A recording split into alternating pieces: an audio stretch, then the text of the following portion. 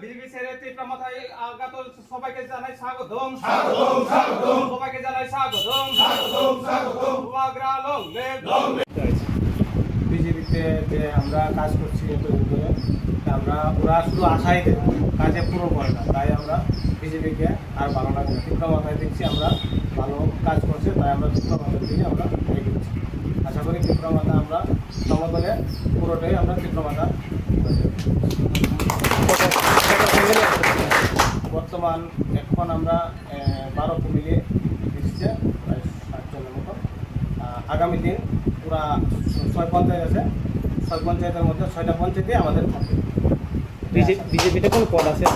হ্যাঁ, বিজেপিতে যুব মোর্চার কেসিআর নাম মনোহর বিশ্বাস। আজকে যারা নবরা আমাদের ডিসিএফ তাদের সবাইকে স্বাগত জানাই এবং আপনাদের সবাইকে সশস্ত্র অভিনন্দন জানাচ্ছি। আমি একটা মেসেজ দিতে চাই আমাদের ত্রিপুরা বিধানসভাতে। এখানে আমাদের মাননীয় মন্ত্রী আছেন উপস্থিত, বিশ্বজিৎ দেববর্মা মহাশয়। ওনার মাধ্যমে আমার একটা অনুরোধ যে আমাদের এই সিমনা এলাকার যারা বিজেপির নেতৃত্ব রয়েছেন তাদের জন্য কঠোর নিরাপত্তা ব্যবস্থা যাতে ইমিডিয়েট করা হয়, অনুমতি বিলম্বে। এর কারণ গত বেশ কিছুদিন যাবৎ লক্ষ্য করছি মানুষের যে পুঞ্জীবিত খুব গত 8 বছরে এটা এমন একটা জায়গা থেকে পৌঁছেছে, তার একটা স্বরূপ হচ্ছে এই যে আমাদের ডিসিএফএ বা তীব্রমতায় জয়েন করা, আর আরেকটা স্বরূপ যেটা আমরা কীভাবে দেখুন এটা হয়তো বা খুব দুঃখজনক হইতে পারে। এই জন্য তাদের নিরাপত্তার ব্যবস্থা করা হোক। মানুষের যে ক্ষোভ আছে এটা কোন দিকে কীভাবে প্রকাশ পায় এটা কিন্তু বলা যায় না, কারণ আমরা শান্তি, সম্প্রীতি এবং উন্নয়নে বিশ্বাসী। এখানে টিসিএফ এবং তীব্রমতা আর বিশেষ করে সিমনা তো সবসময় একটা শান্তির জায়গা, সবাই জানে।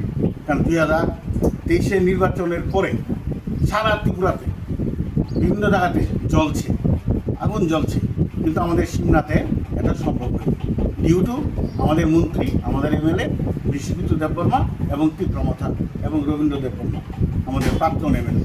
সুতরাং এই জায়গাটাতে আমরা চাই না এখানে কোনো ক্লেশ হোক, এখানে কোনো পরিস্থিতি উত্তেজিত হোক, ওখানকার শান্তি বিঘ্নিত হোক, এটা আমি চাই না।